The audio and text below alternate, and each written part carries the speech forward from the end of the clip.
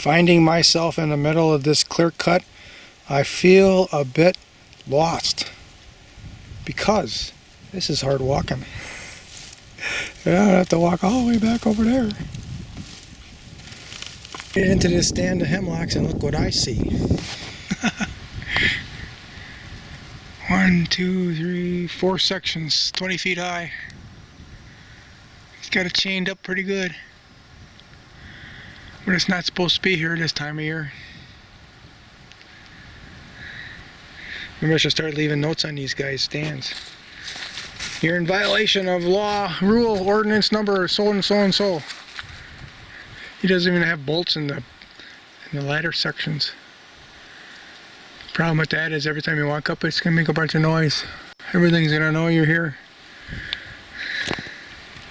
So I finally made it through that clear cut. And this is where I wanted to check out. Looked like it was in the middle of nowhere, but somebody else thought that too.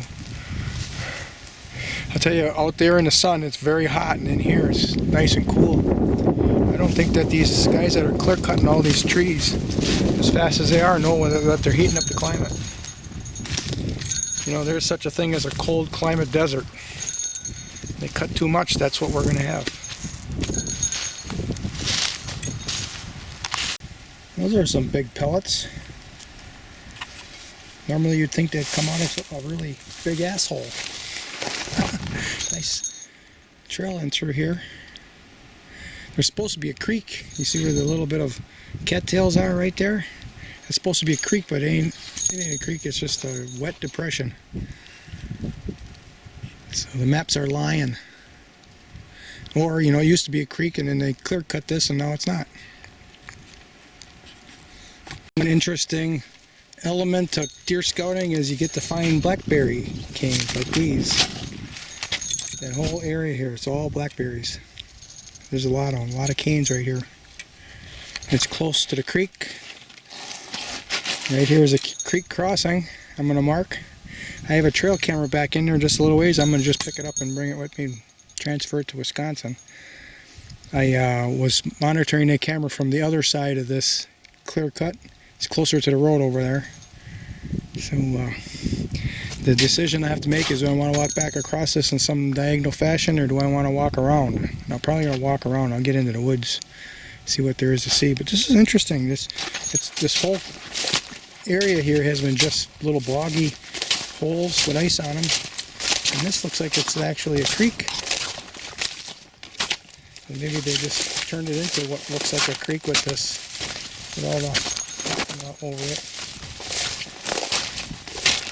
Oh, then it ends. What this was is an old logging road. Iron Mule Road. Okay. Well, I didn't know this was here, so this is interesting. I'm getting closer to the other side of the road. So these blackberries are all within access. I didn't know they were here.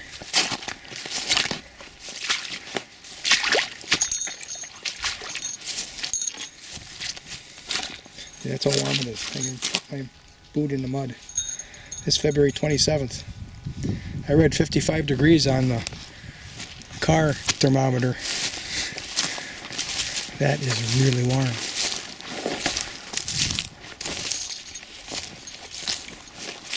Signs that the deer are browsing on blackberry canes.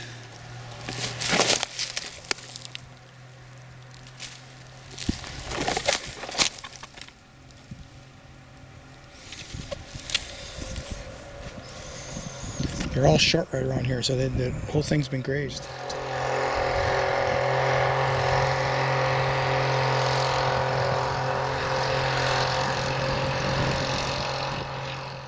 Here's a pretty nice scrape.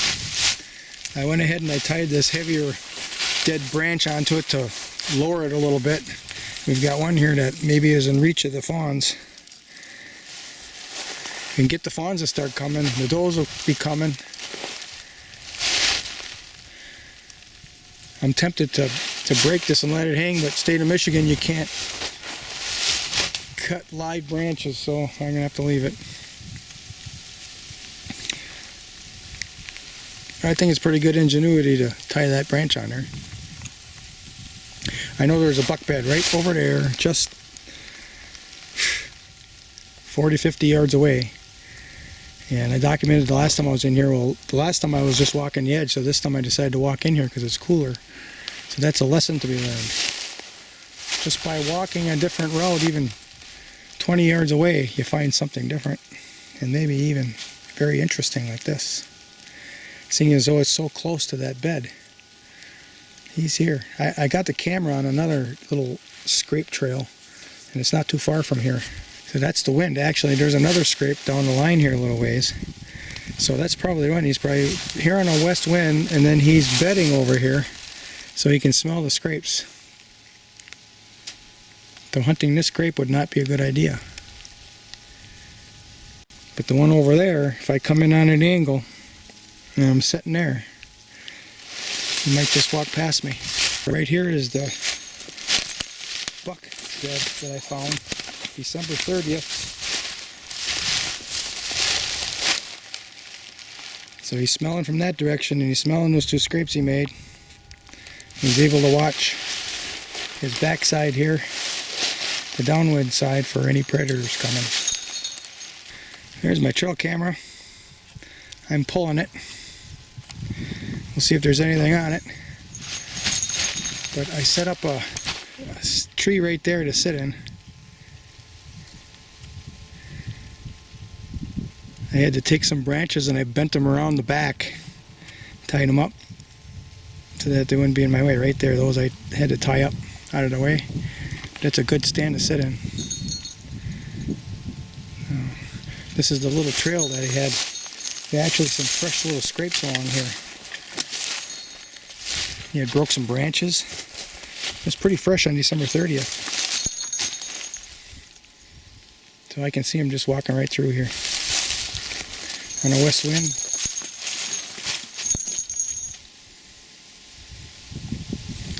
Right there. Easy shot. Yeah, I got him. I have two strings now connecting the trail cameras. If a coon or something comes up here, it's harder for him to, totally move it so that I don't get the pictures of where I want. And in this case, I had to tie off a balsam poplar here with it. Get it out of the way, swinging around. I had to follow the trail that leads from where I had the camera, and look at.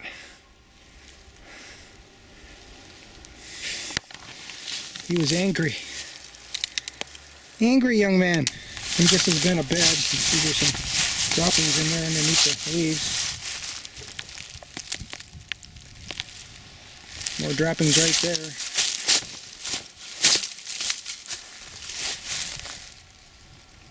That trail circles around to here, and I think that buck is just circling around, circling around.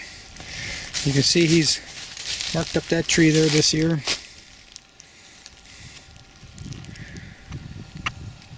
There's another one out there that's marked. So I don't know how big he is, but I marked this cedar tree as a firearm season tree, but it could serve as a bow stand. But basically, when I'm overlooking this amount of openness here, that's 7 meg time. If there is a big buck in the area, this is where I want to sit. He's got lots of diversity. He's got the big trees there. He's got the field here of rushes, some reeds in there. He's got the poplars, the sapling poplars coming up. He's got this. Big here, big woods here, big trees. What more can you ask for?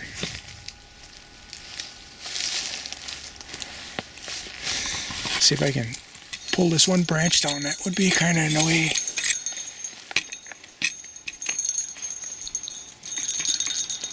Oh yeah, it broke perfect.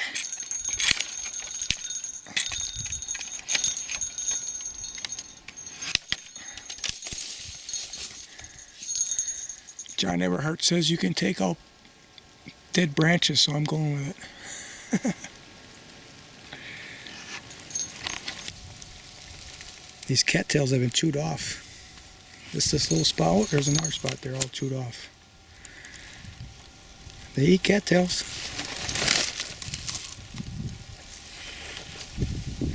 So I'm following a trail through the middle of this clear cut, and it's pretty thick. And these rushes are over the head of the deer. Lots of side cover. This is perfect. Back there is that cedar. I love this diversity here. Just whether or not there's a big buck here, that's all. A little bit of a knob here, and look at a nice big bed right here. That's a big one. Oh, there's my cedar. I definitely get a shot to that. That's probably 120 yards or something like that. Shoot him in his bed. Yeah, whitetail killer. I'm believing this to be a doe bedding area. There's little beds all over the place. Little knob overlooking this swale. Interesting to see what's down in there.